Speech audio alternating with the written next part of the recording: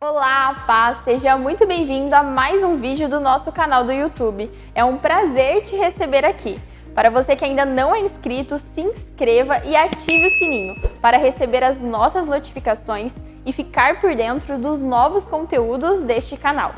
Aqui temos também devocionais, testemunhos e ministrações para que você seja ainda mais abençoado. Como igreja, queremos te deixar um convite para que você possa nos fazer uma visita de forma presencial assim que possível e conhecer a nossa casa. Agora você ouvirá uma palavra que irá edificar a sua vida. Aumente as suas expectativas. Que Deus te abençoe. Livro de Lucas, capítulo 24. Eu estava refletindo sobre esta mensagem e eu confesso para vocês que eu não me recordo de ter ministrado ela ainda. Não mesmo. Já ouvi pregações sobre ela, mas eu nunca parei, eu nunca ministrei sobre ela. Mas ontem eu parei um tempo à tarde de oração. Eu tinha uma agenda na cidade de Apucarana. Eu estava num tempo de oração e o Senhor me trouxe essa mensagem. Não era a mensagem que eu iria ministrar para as mulheres naquele lugar ontem. Eu ministrei outra mensagem, mas o Senhor me trouxe os olhos para o livro de Lucas, capítulo 24, versículo 13 em diante. Quando eu estava, antes de entrar no meu secreto em oração, eu estava no banho e eu comecei a pensar um pouquinho sobre os caminhos da vida. Eu comecei a pensar um pouquinho na trajetória do caminhar nosso. E me trouxe à memória esse texto, pastora Josi. Quando nós percebemos aqui esses dois discípulos, a Bíblia vai citar o nome, o outro não. Alguns estudiosos, historiadores dizem que possivelmente pode ser Lucas mesmo. Mas isso não há uma comprovação, não há estudos que provam que seria Lucas.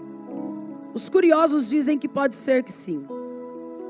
Mas o Senhor me trouxe à memória esse texto e eu fiquei refletindo muito sobre ele. Porque eu fiquei pensando sobre os caminhos da nossa vida. Sobre os caminhos que nós percorremos.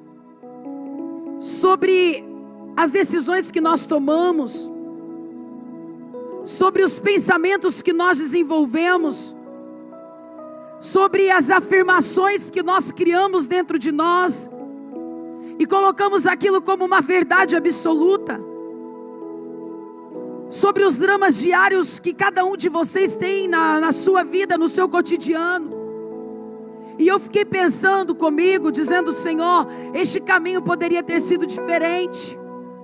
Eu poderia ter acreditado mais quando uma palavra foi liberada. Filho, deixa o retorno bom para mim.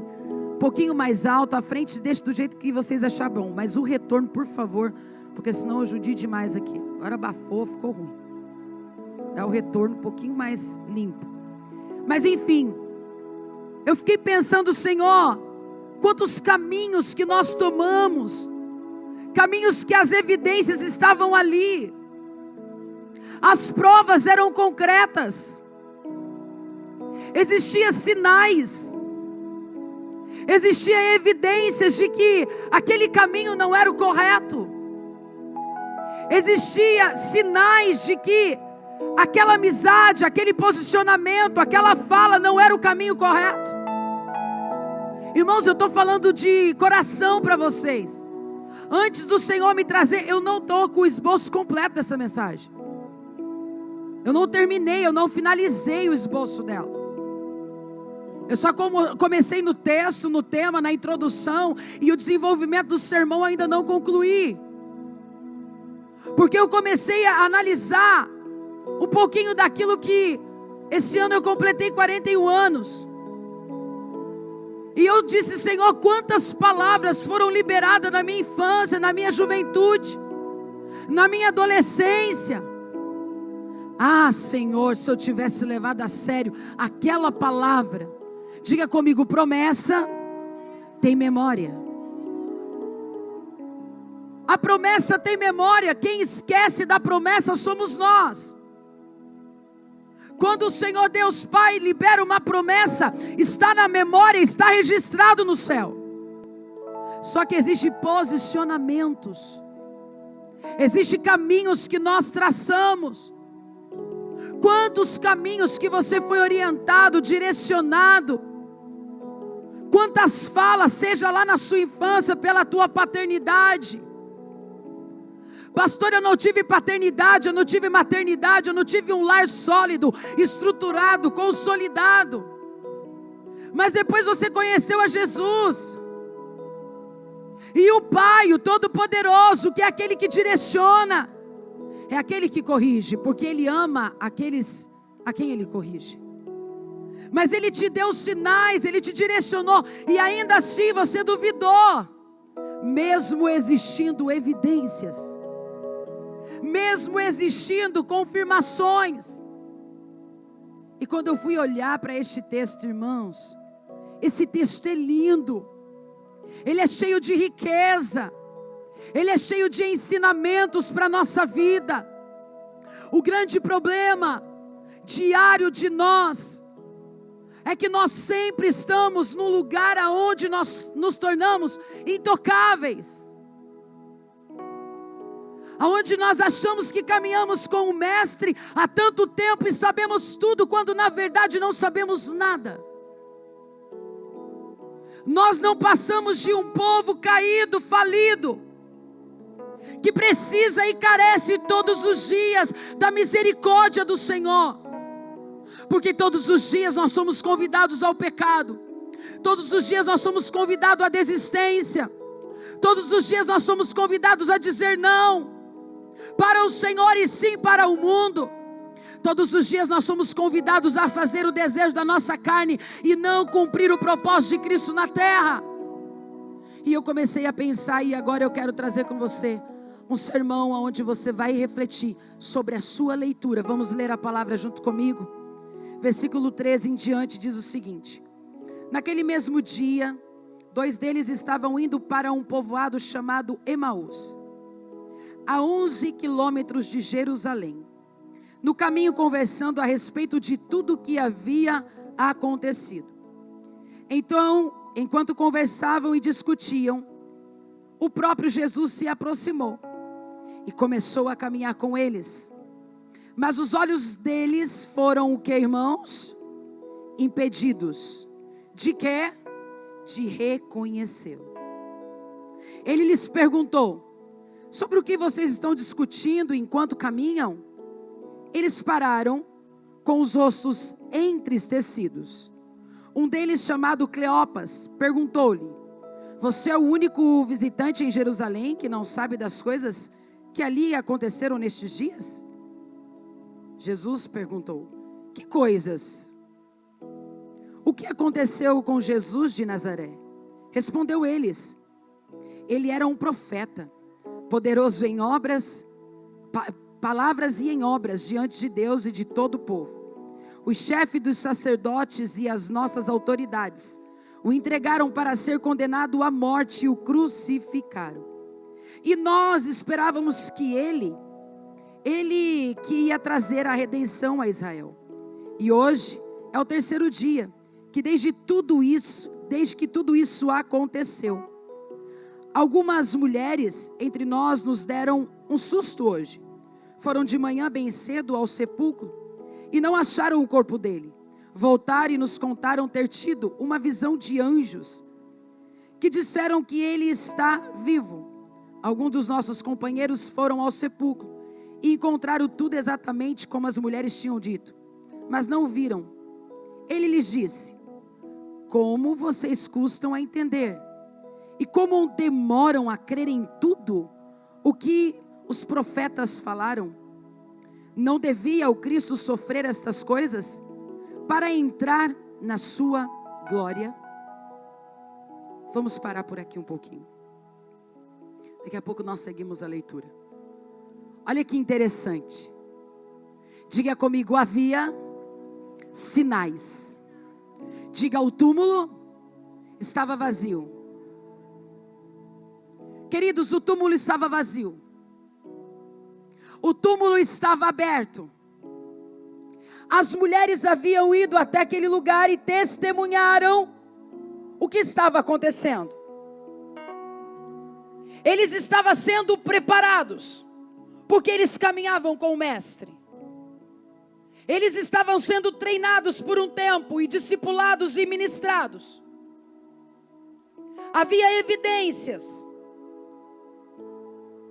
Pedro e João estiveram lá, entraram, viram os lençóis. Eles voltam e eles testemunham, eles contam. Pastor Gustavo, havia sinais, mas ainda assim, estes dois desistem e colocam o pé na estrada. Diga comigo, pé na estrada. É o que muitos de nós fazemos diante das circunstâncias. Nós olhamos para o cenário da nossa vida, nós olhamos para o nosso casamento, nós olhamos para os nossos filhos, nós olhamos para o chamado de Deus sobre nós, para o nosso ministério. Nós olhamos para tudo que nos rodeia. Nós olhamos para uma sentença que a medicina deu. A medicina disse algo e você acreditou e você colocou o pé na estrada. É comprovado, irmãos, que a maior parte das pessoas que morrem, que aceitam o diagnóstico quando vem o câncer sobre a vida deles, são justamente aqueles que acreditam e que não decidem lutar. Porque o câncer é uma doença psicossomática, desenvolvida também a sua genética, de repente coisas que vieram lá do passado. Uma genética familiar existe sim, mas a maior parte dela é uma doença psicossomática que desenvolve dentro da alma, do emocional. Outro dia eu parei para assistir um vídeo porque me chamou a atenção. Eu não sei se você já viu esse vídeo na internet. Uma moça que fica com um prato de miojo.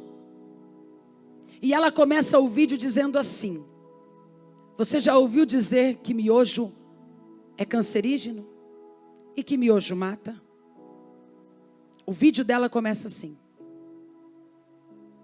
Mas eu quero dizer para vocês, ela começou a comer aquele miojo, gente. Pensa na minha boca enchendo d'água.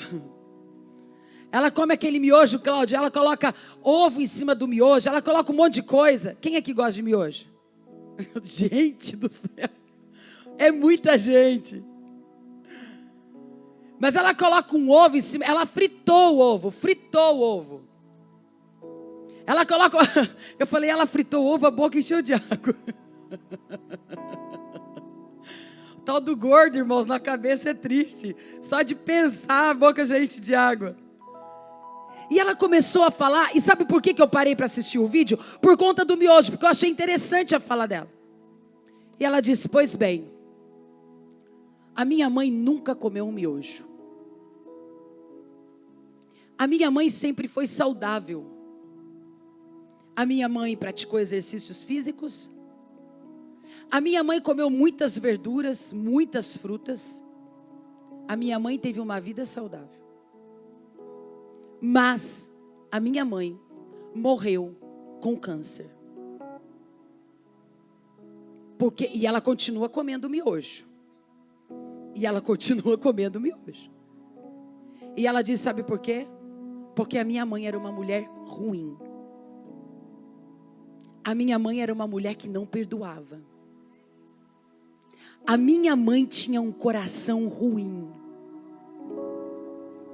Irmãos, preste atenção. Eu não vou dizer que não seja cancerígeno. Eu não vou dizer para você que é legal comer miojo. Não coma, evite. Evite. É bom evitar. Todas as vezes que eu insisto em comer, eu passo mal. Eu não posso comer.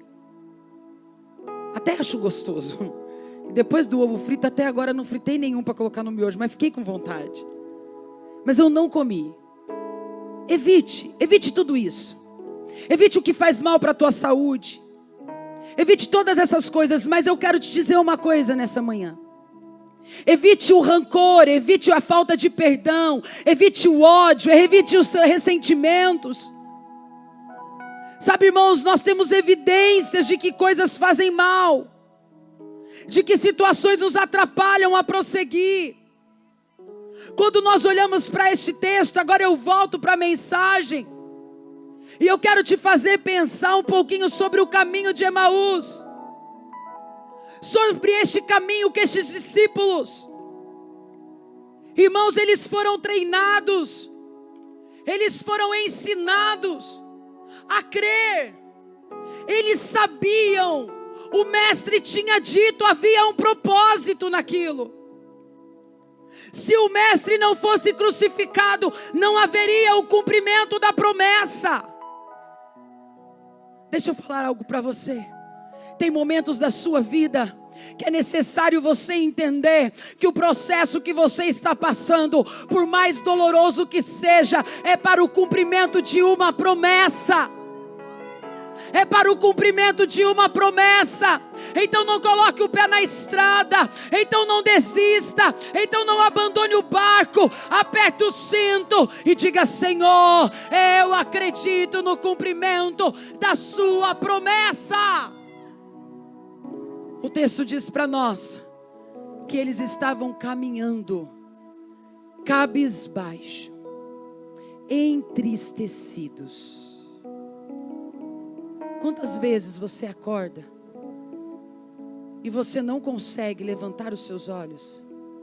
A Bíblia diz: eleva os olhos para o monte, e de onde me virá o socorro? O meu socorro, o seu socorro, vem do Senhor. Veio daquele que fez os céus e a terra, criou e formou todas as coisas, as aves, Ele criou os céus, Ele criou o mar, Ele formou a sua vida, Ele criou a sua vida, meu irmão, para louvor e glória dEle. Agora deixa eu te falar, esses discípulos estavam caminhando entristecidos. Sabe o que a tristeza faz conosco? Ela nos paralisa. Ela nos impede de ver o novo. A tristeza nos paralisa e nos impede de ver a beleza que nos rodeia. Às vezes você fica tão frustrado, entristecido dentro da tua casa, que você esquece de ver o óbvio. Você esquece de ver as coisas simples da vida. Você esquece de olhar tudo que você já conquistou. E você fica preso naquilo que você ainda não conquistou. Sabe por que muitas pessoas têm entrado num campo de insatisfação, irmãos? Porque nós não somos um povo grato. A gente não sabe olhar e dizer: Senhor, olha onde eu durmo, olha a cama que eu repouso. Senhor, quando eu acordo, olha, eu tenho um fogão. Senhor, eu tenho como passar um café. E hoje, Senhor, eu aprendi a nem tomar mais aquele café. Eu tenho até como comprar o gourmet. Tem gente que não tem o café para tomar. Você está tomando o gourmet e está reclamando. Tem gente que não tem o pão. Pastora, mas eu não posso ficar focado naqueles que não têm. É verdade. Porque se nós olhamos para aqueles que não têm, nós vamos ficar sempre contentes e satisfeitos e não queremos realizar sonhos. Agora, contentamento e satisfação não está relacionado a não progredir. Você é contente, satisfeito e você avança. Quando você diz eu quero mais, não é para soberba, orgulho ou altivez, mas é porque você quer ser rio e não represa. Pastor, o que é ser rio? É tocar outras vidas. A represa fica parada, ela prospera e o dinheiro é só para o prazer dela. Ela tem recurso e é só dela, é tudo dela. Mas o rio não. O rio prospera, ele toca aquele que não tem. O rio prospera, ele toca aquele para crescer e avançar mais. O rio prospera, ele leva a palavra. O rio prospera, ele traz abundância. Aonde ele coloca a planta dos pés, abençoado é. E olha o que o Senhor Deus diz. Quando ele lhes perguntou: sobre o que vocês estão discutindo enquanto caminham? Será que as discussões dentro da sua casa, ou as conversas com os seus amigos, com as pessoas que você tem convívio, tem sido conversas de insatisfações? As evidências estão grandes, mas ainda assim você consegue ser um murmurão? Ainda assim você consegue reclamar? Existe uma evidência. Você tem uma casa, você tem um teto, e ainda assim você consegue reclamar. Existe uma evidência. Você tem um lugar para adorar e congregar. A evidência é clara, irmãos. Quando nós olhamos para uma pessoa que tem tudo e não tem nada, são porque as emoções estão abaladas e é evidente que aquela pessoa não tem muito o que lançar sobre a tua vida. As palavras são vagas. As palavras são bonitas, mas são vazias. As palavras são até intelectuais, mas não têm peso. As palavras são lindas, mas elas não edificam.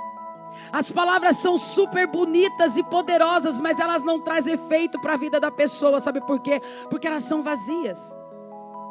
E quando o Senhor Deus está dizendo sobre o que vocês estão discutindo enquanto caminham, hoje o Senhor está perguntando para nós essa manhã: vocês estão caminhando? E sobre o que vocês estão falando? O que vocês estão conversando? É sobre o meu reino? É sobre fé? É sobre impulsionar? É sobre acreditar? Ou vocês estão levando tanto tempo falando um do outro, evidenciando o que precisa melhorar, enquanto quem precisa melhorar é você? Eu sempre digo, e eu amo aquele texto: antes de tirar o argueiro do olho do teu irmão, tire do teu. Ah, se praticássemos esse texto também. Porque fulano pecou, porque fulano caiu, porque fulano. E o fulano? E você, fulano? E você, fulano, quando a porta fecha do quarto? E você, fulano, quando está sozinho e ninguém está te vendo? Ah, mas eu fiquei sabendo que o pastor fulano. E você, fulano? Fulano, cadê você? Cadê você, fulano? Você sabia que você é o fulano na boca dos outros? Existe um monte de fulano na sua boca, mas você se torna o fulano na boca dos outros? Irmãos, isso é muito sério. O que nós estamos fazendo com a nossa caminhada, queridos? Sabe por que muitos desistem da igreja, da fé? Ah, a pastora desistiu porque escandalizou. Não, porque os seus olhos não estavam na ressurreição. Pastora fulano desistiu da igreja, saiu, se afastou, não quer mais, disse que não vai mais, porque o pastor falou, porque a irmã disse, porque o ciclano falou. Não, irmão, não é por causa do pastor, não é por causa do ciclano ou da ciclana, é porque os olhos não estavam na ressurreição. Os olhos não estavam na evidência. Se cada um buscasse fazer um pouquinho, se cada um buscasse fazer a sua parte, se cada um se dispusessem a dizer: eu estou renunciando a mim, eu estou renunciando aos meus desejos, a minha vontade é falar para fulana que a fulana está errada, mas eu não vou falar para fulana, sabe por quê? Porque o céu se encarrega de falar com ela, o céu se encarrega de ouvir as minhas orações, o céu se encarrega de olhar para o meu clamor, irmãos. Eu tinha 14 anos de idade, e eu sempre gostei da adoração, sempre me envolvi na adoração. E a igreja, quando começa, não tem, você faz tudo, irmão, você canta, você prega, você adora, você recolhe dízimo e oferta, você vai lá na frente, você faz tudo. Aí tem uns bonitos que chegam depois de 25 anos de ministério e fala: eu vejo a pastora Vanessa, a pastora Elisete ali. Irmão, você não caminhou, você não estava lá 25 anos atrás, quando a gente cantava mesmo sem saber cantar. Agora eu estou um pouquinho melhor. Mas eu me lembrei de um fato. Eu cantava no ministério de louvor, e havia um ministro, um líder nosso, e esse líder fazia de tudo para me boicotar. De tudo, irmãos. Pensa no ser humano que gostava de me boicotar. E um dia um dos nossos liderados ficou incomodado, disse para mim assim: pastora Vanessa, eu era muito jovem, você não poderia aceitar isso. Você deveria se posicionar. Você tinha que chegar no fulano e falar que você não aceita, que você... Eu era tão novinha, mas eu acreditava tanto na ressurreição. Não é a idade que faz você acreditar na ressurreição, é a experiência que você tem com o Pai que te leva a acreditar na ressurreição. Tem um monte de gente velho dentro da igreja, Ah, mas eu acredito que Jesus ressuscitou. Irmão, mas aí as evidências são contrárias. Você acredita, mas as suas ações não são de evidências concretas. Você acredita na ressurreição de falar, mas o seu comportamento é de alguém que nunca participou da ressurreição. Você fala que acredita na ressurreição, mas o seu comportamento é de alguém que ficou lá parado na morte. Está morto, morreu. E eu disse para aquela pessoa o seguinte: deixa eu te falar uma coisa, minha filha. Quem coloca, quem tira não é nós. Quem coloca e quem tira é Deus. Aquilo que o Senhor confiou para mim, para o meu ministério, vai demorar 1 ano, 5 anos, 20 anos, 30 anos, 50 anos, vai acontecer, porque a promessa não é do homem, a promessa é de Deus, e a promessa de Deus não falha. A promessa do homem falha, irmãos. A gente fala coisa e não cumpre. A gente até promete uns negócios, daqui a pouco a gente está fazendo outro, não é verdade? Você começou o ano prometendo que não ia fazer tal coisa, já fez. Você prometeu que não ia tocar em tal coisa, já tocou. Você prometeu que não ia beber tal coisa, já bebeu. Mas a infinita graça, bondade e misericórdia do Senhor te alcançou nessa manhã. Então hoje você recebe essa graça do Senhor. Vamos continuar com a leitura. Eles pararam com o rosto entristecido. Olha aqui. Todas as vezes que você está entristecido, você tem o hábito de ficar de cabeça baixa. E quando você se entristece, você não consegue olhar. Você não olha para frente. O entristecido está sempre xoxo, capengo. Ele entra na igreja, ele entra estranho. Você já disse assim: nossa, hoje eu olhei para fulano, parece que ele estava estranho, estava meio triste. Há um mês mais ou menos atrás, uma irmã foi lá do lado e disse assim para mim: pastora, eu estou te achando tão triste. E é verdade, irmãos. Tem momentos da nossa vida que nós nos entristecemos porque nós somos ser humano. Tem vezes que nós abaixamos a cabeça e é na hora da tristeza. Tem um texto da Bíblia que diz: se no dia da tua angústia te mostrares frouxo, a sua fé será pequena. Ou seja, tem hora que a gente fica frouxo mesmo, irmãos. E é por isso que a nossa fé fica pequenininha. Porque a gente não consegue enxergar. Uma pessoa feliz, ela entra com a cabeça levantada, ela olha dos lados, ela olha no olho, ela diz a paz, tudo bem fulano, tudo bem ciclano. Uma pessoa entristecida não.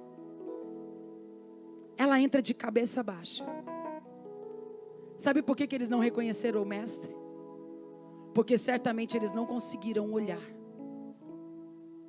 A angústia tomava conta da alma deles. Existiam evidências, mas eles estavam duvidando. Existiam confirmações. Irmãos, quantas vezes você tem duvidado da promessa de Deus sobre a tua casa? Quantas promessas foi liberadas sobre o seu ministério e você colocou o pé na estrada e abandonou tudo? Teve vontade de parar já, pastora, já, mas não parei e não vou parar. Porque os meus olhos estão na ressurreição. Os meus olhos estão no Senhor. Os meus olhos estão no autor e consumador da minha fé e da sua fé. E a Bíblia diz: um deles, chamado Cleopas, perguntou-lhe: você é o único? Já pensou, irmãos? Perguntar para o homem. Perguntar para aquele que foi, para aquele que é, para aquele que sempre será. Olha o que ele pergunta: você é o único visitante em Jerusalém que não sabe das coisas que ali aconteceram nesses dias? Você sabe que tem hora que Jesus, ele faz pegadinha com nós, irmãos. Ele faz. Você sabia que tem hora que Jesus, eu falo assim, parece que, sabe aquela história, eu brinco assim, ó, tem hora que é melhor você ter paz do que razão? E outra história assim, você já ouviu assim, ó, é melhor fingir demência para tal coisa? Não sei, não vi. Pastora, você viu o que fulana falou? Não vi. Mas você está sabendo. Sabe por quê? Porque você não quer confusão, você não quer rolo. Você faz assim, chuta que é macumba, esse caminho eu já vi, eu já passei por ali. Eu sei que ele é problemático. Eu sei que isso não me leva a lugar nenhum, porque isso não tem nada a ver com ressurreição. E aí, olha o que Jesus disse para eles. Que Que coisas? Você já soube de alguma coisa e disse assim, sério? Você sabia daquilo que estava acontecendo? E a pessoa vem te contar uma fofoca e você faz assim,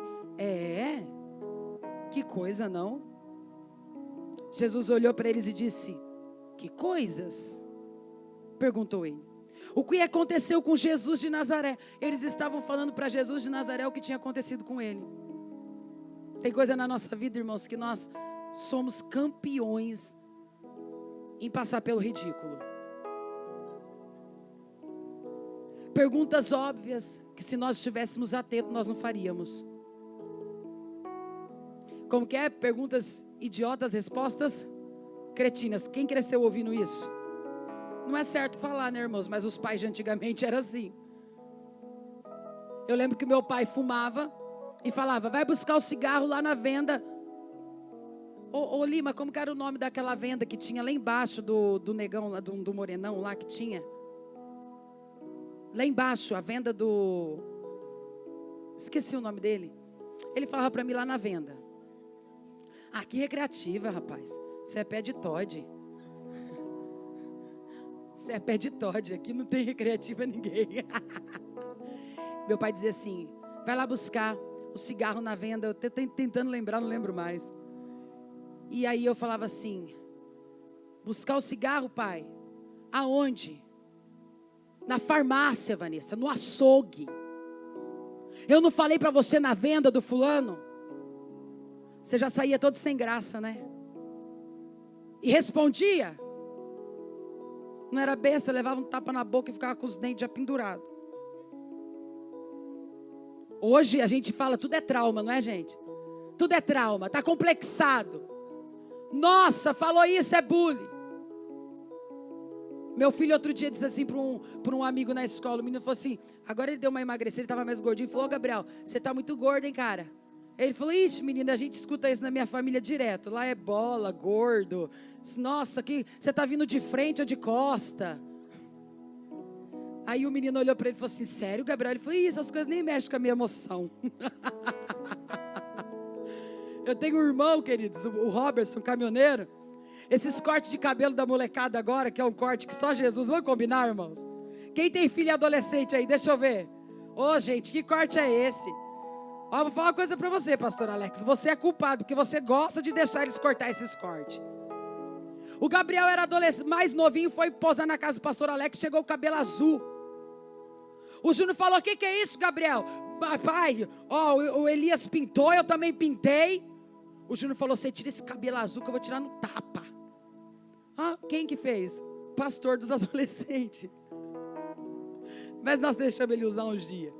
Aí meu irmão fala assim, ô Vanessa, o Rosa, o que esse menino vem vindo? Ele vem vindo de frente ou ele vem vindo de ré?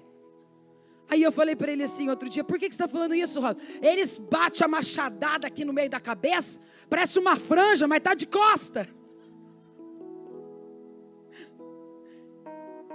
Antigamente tinha tudo isso. Hoje não, irmãos, hoje a gente não pode nem ser feliz. Porque se você ri demais, você está rindo demais. Você está gerando trauma na vida das pessoas. Se você for muito celebrativo, você está gerando trauma, porque aquele é mais recatado. Não, irmãos, nós temos que ter a nossa essência, nós temos que ser quem somos e ponto final. Vamos voltar para a leitura. O que aconteceu com Jesus de Nazaré? Responderam eles, ele era um profeta poderoso em palavras e em obras diante de Deus. Olha o que eles falam, gente. E diante do povo. Falando para o próprio Jesus isso, porque eles estavam desatentos. Deixa eu te falar, tem coisa que você está falando para Deus, só porque você está desatento. Porque você já sabe, Ele já te respondeu. Como eu dizia a minha avó, você está se fazendo de tongo. Ele já falou para você. E você está perguntando de novo. E Ele está olhando e dizendo, você está falando sério comigo? É sério que você não está... É sério que você está me perguntando isso de novo? Existe evidência. Você está vendo. E você está indo de novo. E você está caminhando de novo para esse caminho. E você está repetindo o mesmo ciclo. Se eu repito os ciclos, eu repito os mesmos comportamentos. Se eu começo a repetir os mesmos comportamentos, eu começo a colher dos mesmos frutos. É por isso que tem gente que não sai do lugar. É por isso que a vida está sempre no mesmo lugar. Porque continua cometendo os mesmos erros. Vamos lá no versículo 24. Alguns dos nossos companheiros foram ao sepulcro e o encontraram tudo exatamente como as mulheres tinham dito, mas não o viram. Olha aqui, que palhaçada. Como assim? Eles disserem para Jesus isso. Muitos foram. Eles já tinham visto, eles já sabiam disso. Antes de Jesus ir para a crucificação já estava tudo certo. Irmãos, já está tudo certo. A promessa dele não falha. Confia, descansa, acredita. Já está tudo preparado. Já está preparado o cenário. Os lençóis só ficarão manchados de sangue para provar que existiu uma promessa. Pastora está sangrando, pastora está doendo. É só para confirmar que a promessa está de pé. A promessa está de pé. Não desista. Não coloque o pé na estrada. Não faça como os discípulos, porque certamente você vai deixar de ver o que Deus vai fazer entre nós. Não coloque o pé na estrada, porque certamente você vai deixar de desfrutar dias de milagre na sua casa. Não coloque o pé na estrada, porque certamente você não vai avançar no seu ministério e no seu chamado. Olhe e diga: Senhor, os meus olhos estão em Ti. Os meus olhos estão em Ti, porque eu acredito na ressurreição, porque eu acredito na promessa que foi liberada. Você poderia ter desistido já, irmão. Você poderia ter abandonado já, mas você não desistiu, porque existiu uma promessa. E promessa tem memória. Versículo 25. E eles lhe disse: como vocês escutam a entender e como demoram a crer em tudo o que os profetas falaram. Olha o que o Senhor Jesus está dizendo. Como vocês escutam a entender e como demoram a crer em tudo que os profetas falaram. Tem profeta que não é de Deus. Agora nesta casa tem profeta de Deus. Profeta é perfeito? Não. Mas ele cumpre alguns requisitos básicos. E o nosso pastor, ele tem os requisitos de um profeta que você pode ouvir. Ah, pastora, mas tem tal jeito daí. Não, é jeito, você também tem o teu, eu tenho o meu. O seu não é legal e nem o meu, e nem o dele. O meu às vezes é chato, o seu também é insuportável. Né, irmãos? Olha aí para a cara do teu irmão, vê se ele tem carinha de tão simpático assim. Vê se é desse jeitinho mesmo que ele cobra do outro. Vê se tudo que ele cobra é tudo que ele faz. Perigoso. Muito perigoso. Como dizia meu sobrinho, ó o perigo, molecada. É perigoso. É um campo muito perigoso, irmãos. Mas é o campo que o ser humano gosta de trabalhar. É o campo que o ser humano gosta de trabalhar. Ele esquece da ressurreição. Olha o que o texto diz. Vocês escutam. Vocês custam a entender. Alguém já ouviu do seu pai e da sua mãe quando era mais jovem? Você custa a me entender, hein, fulano? Estou te falando, mas você custa a me entender. Custou mesmo. Custou tua paz. Custou tua alegria. Custou a tua saúde. Custou o casamento certo. A mãe disse que não era de Deus e você foi lá, custou ouvir ela, foi lá e casou e agora fica aí lamentando. Agora eu tenho uma notícia para te dizer, olhe para a ressurreição, está custando, mas vai custar mais ainda, mas esse homem vai ficar bom. Mas custa, irmãos, custa lágrima, custa choro, custa renúncia, custa tanta coisa, gente. Diga comigo, tudo custa. E quando eu não ouço, custa mais ainda. Já ouviu tal coisa assim, fulano é custoso? Outro dia eu falei para o Gabriel, esse teu pai é custoso. Quem tem marido custoso aí, diga glória a Deus, aleluia. Quem tem mulher custosa aí, diga aleluia. Nossa. Bem custosa, bem custoso. Ô povo custoso, custou tanto que ele foi lá e pagou um alto preço por nós. O preço de cruz, e é por isso que nós precisamos acreditar na ressurreição. Não devia o Cristo sofrer essas coisas para entrar na sua glória? Ou seja, já não estava certo? Já não tinha combinado? Combinado não sai caro. Estava combinado. Estava tudo certo. Já não estava tudo alinhado, gente. Que ele deveria sofrer essas coisas para entrar na sua glória. Já estava combinado. Diga comigo, estava tudo combinado. Estava tudo certo. Mas ainda assim nós questionamos. Ao se aproximarem, versículo 28, do povoado para o qual estavam indo, Jesus fez como quem ia mais adiante. Mas eles insistiram muito com ele. Fique conosco, pois a noite já vem, o dia já está quase findando. Então ele entrou para ficar com eles. Esse é o ponto da mensagem que eu quero enfatizar com você. Chegou a manhã de você dizer: fique conosco. Eu preciso falar contigo. Entre, sente, fique conosco, Pai. Ainda que durante o caminho foi custoso para nós entendermos, ainda que nós estávamos entristecidos, de cabisbaixo, ainda que nós colocamos o pé na estrada e abandonamos o propósito da ressurreição, ainda que os nossos olhos não enxergou e o nosso ouvido não reconheceu, aqui ainda eles não tinham reconhecido. Eles dizem: fique conosco, pois a noite já vem, o dia está quase findando.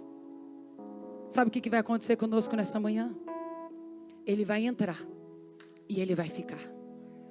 Diga comigo, ele vai entrar e ele vai ficar.